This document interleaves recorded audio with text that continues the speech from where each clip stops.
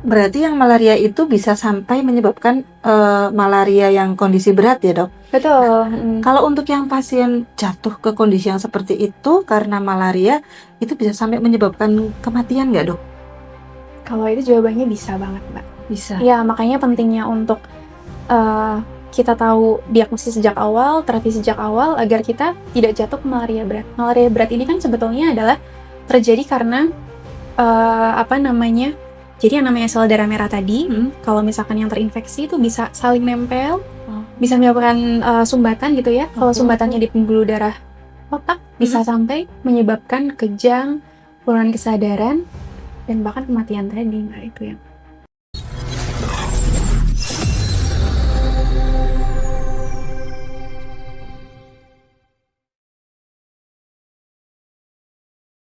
Hai, Assalamualaikum warahmatullahi wabarakatuh. Selamat pagi, selamat siang, selamat sore, selamat malam, atau selamat apapun kapan-kapan teman-teman melihat Opseria kita hari ini. Ketemu lagi bersama kami di Opseria, obrolan seru dan ceria.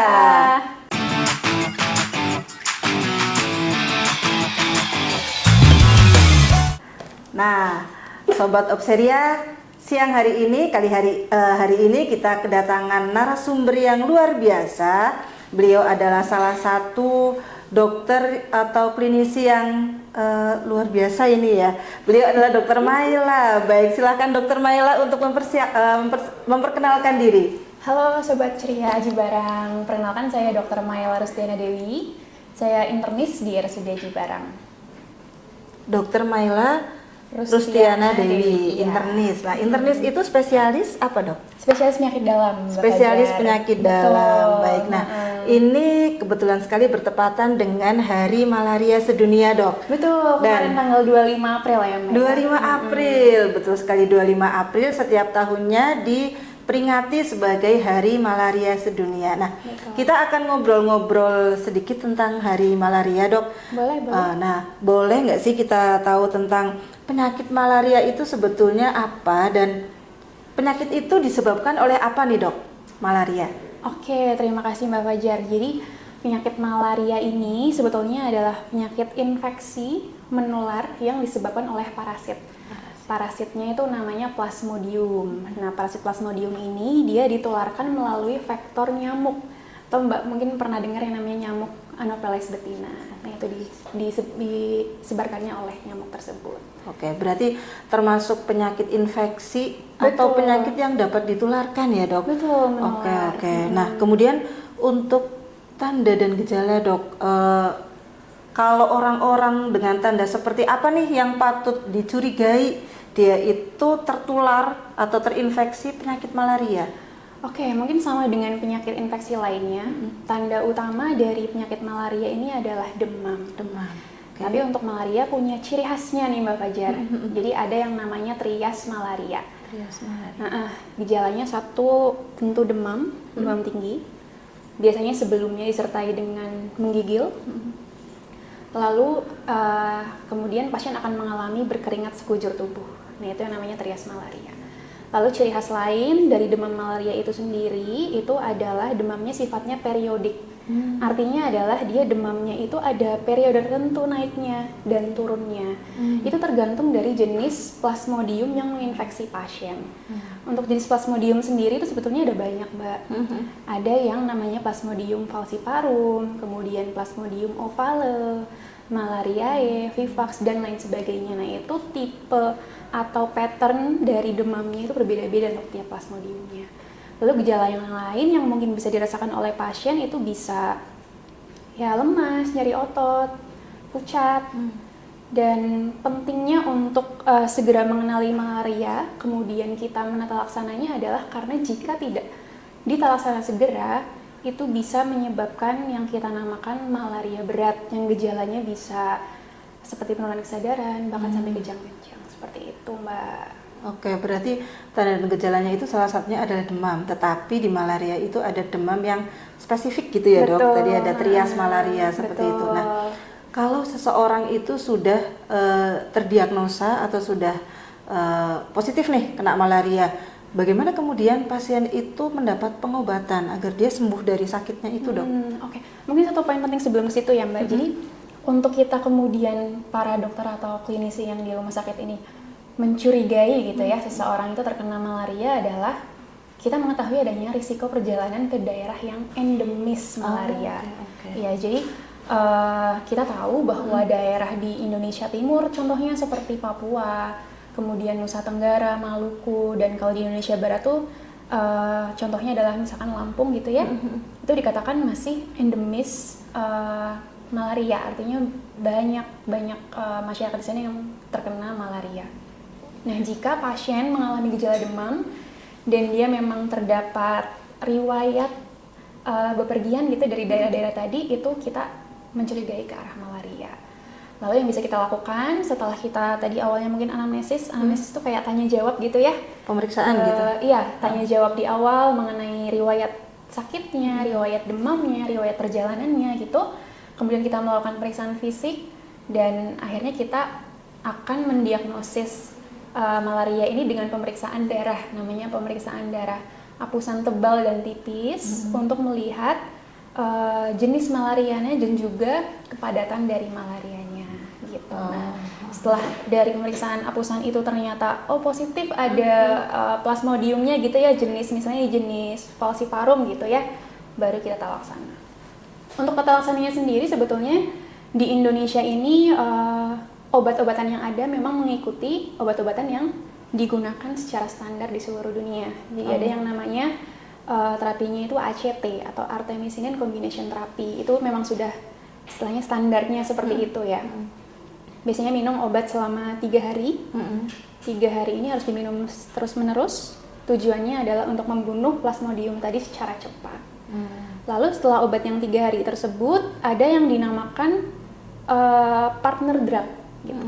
Itu kita harus melanjutkan obat tersebut karena pada jenis plasmodium yang tertentu gitu ya, seperti Ovale, kemudian Vivax, itu dia bisa istilahnya bersembunyi gitu di hati pasien yang suatu saat jadi bisa kambuh kembali. Makanya penting setelah terapi yang 3 hari itu melanjutkan terapi lanjutannya sesuai dengan jenis dari plasmodium tersebut. Gitu. Jadi untuk kesembuhan si pasien itu selain ACT juga harus dilanjutkan kembali. Betul. Nah, untuk kesembuhan itu berarti si pasien itu harus ke dokter kembali, kemudian dinyatakan oleh dokter bahwa dia sudah sembuh, begitu, Dok? Betul, dari jadi, malaria. Iya, idealnya sih sebetulnya setelah minum obat tersebut nanti akan secara berkala kita lakukan pemeriksaan apusan darah yang tadi untuk melihat apakah masih ada plasmodiumnya atau tidak. Kita juga evaluasi gejalanya masih ada demam atau tidak, seperti itu. Dan itu mungkin ada perbedaan antara satu pasien dengan pasien yang lain, Dok? Harusnya sih standar sudah standar ada. sudah sama. Misalnya hari ke-7, 14 dan seterusnya. 7, 14 dan seterusnya gitu. Gitu. Oke, tadi kan kita sudah berbicara tentang seorang pasien atau orang yang terinfeksi, kemudian diberi pengobatan, kemudian sembuh. Betul. Nah, ini untuk kita-kita yang belum terinfeksi nih, Dok. Bagaimana cara kita mencegah agar tidak terkena malaria ini, Dok? Oke, tadi kan kita tahu bahwa malaria itu kan ditularkan oleh nyamuk, ya kan? Kita tidak akan terkena malaria kalau kita tidak digigit nih oleh nyamuk-nyamuk Fajar. Gitu, Jadi iya, sebenarnya betul. prinsip pertama pencegahannya adalah ya berarti jangan sampai tergigit oleh nyamuknya. Si Anopheles itu tadi. Betul, Ya, Anopheles ya, lutea. oke. Sebenarnya kalau kita sedang di daerah yang tidak endemis ya kita tidak takut tentunya ya. Tapi kalau kita terpaksa gitu ya harus misalkan ada keperluan untuk kita datang ke tempat yang endemis tadi malaria, berarti kita usaha jangan sampai kita tergigit dengan apa. Ya, yang pertama tentu kita misalkan pakai pakaian yang panjang, kemudian kita bisa pakai repellent, dan kalau tidur kita pakai kelambu, gitu. Terus ada yang bilang juga bahwa nyamuk ini kan dia aktifnya itu di saat gelap gitu. Jadi gitu. iya, jadi disarankan juga untuk kita gitu ya untuk tidak sebisa mungkin tidak aktivitas di saat sudah gelap. Gitu. Jadi ketika kita tidak bisa menghindari untuk ada risiko mungkin bepergian ke tempat yang endemis tadi, tentu saja tadi sudah disampaikan oleh Dr. Maila ada tipsnya agar kita tidak kena malaria itu. Nah, ini kan dokter praktek di RSUD Haji Barang ya, Dok? Betul. Nah, kalau di RSUD Haji Barang sendiri selama ini atau misal 2026 nih dok, masih ada pasien yang terkena kasus malaria atau tidak? Jawabannya masih, Mbak Masih, Fajar. Betul. Jadi apalagi nih kemarin waktu lagi Lebaran ya. Jadi ternyata banyak nih warga Banyumas yang kerja di daerah timur, Mbak. Oh, gitu. Terus kebetulan waktu lagi Lebaran ini mungkin pulang dan mulailah ada gejala demam-demam tersebut.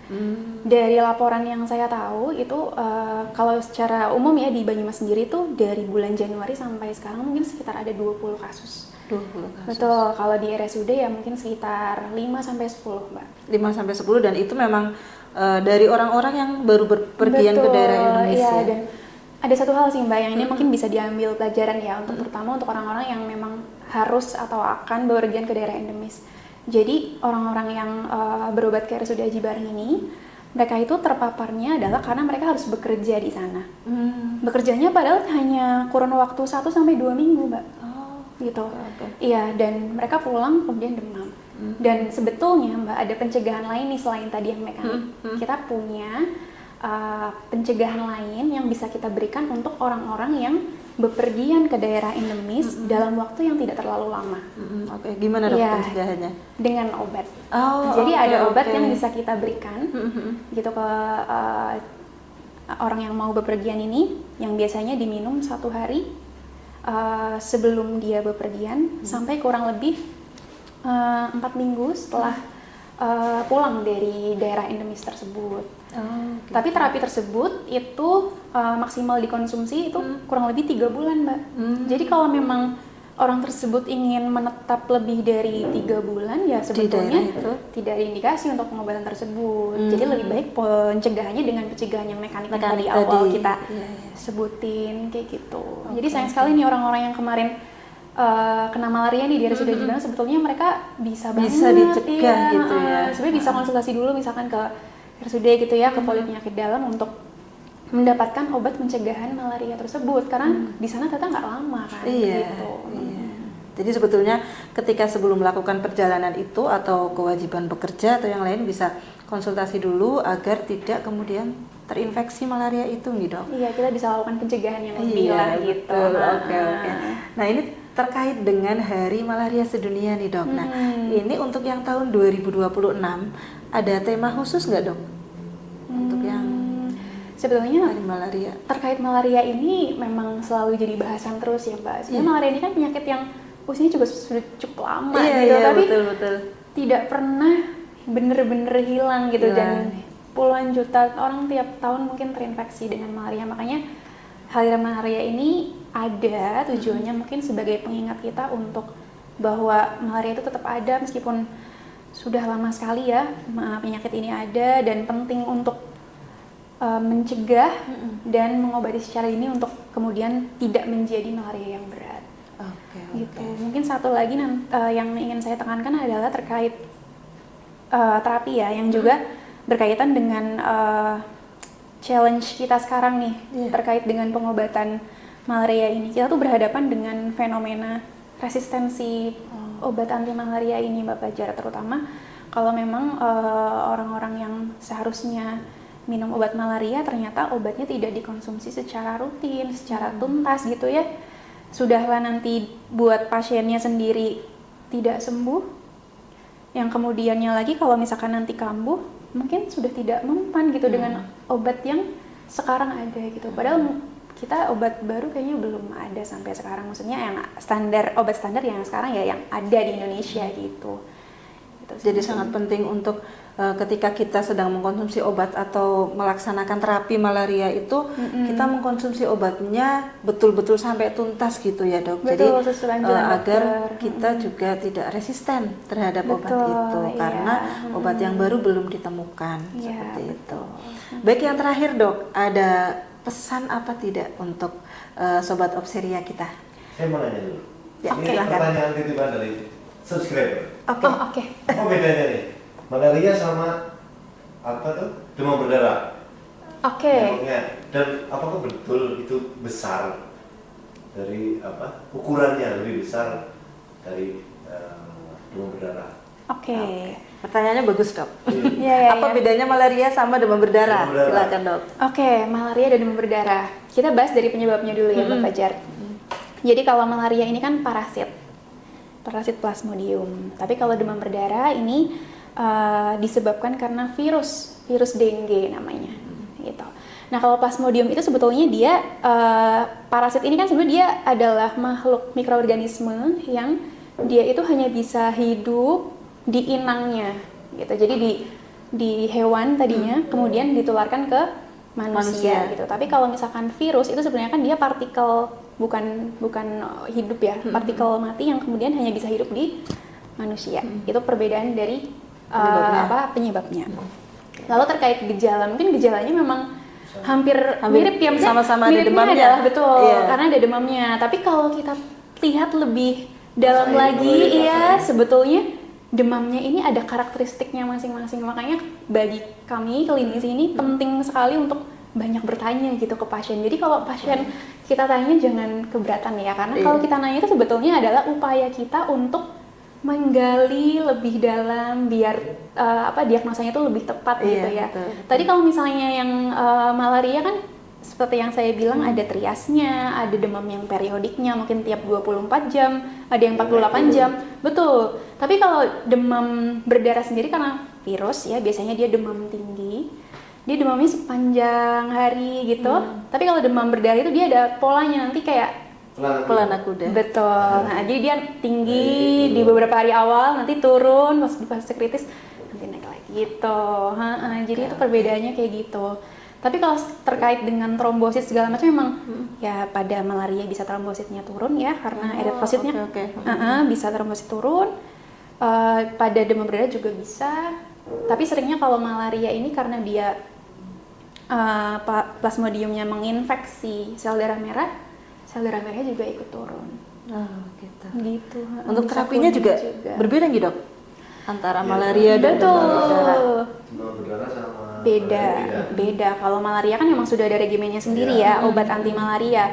Tapi kalau demam berdarah sebetulnya karena virus sifatnya self limiting. Jadi sebenarnya dia akan sembuh sendiri. Yang kita kasih terapinya adalah terapi suportif. Oh, gitu. Betul, cairan misalnya. Cairan itu penting buat pasien demam berdarah karena kan dia terjadi kebocoran plasma. Kalau pada demam yang hemorrhagic fever ya, itu ada kebocoran plasma sehingga kalau pada fase kritisnya bisa tensinya turun gitu, akral dingin. Kalau plasmanya keluar di paru gitu bisa ada efusi cairan di paru gitu atau di abdomen gitu. Nah itu di fase-fase tersebut itu penting sekali kita untuk mengobservasi tanda vital pasien dan kita kasih cairan yang optimal juga harus kita pantau. Biasanya kalau sampai shock tuh artinya tensinya di bawah normal gitu ya, sampai tangannya tuh dingin gitu.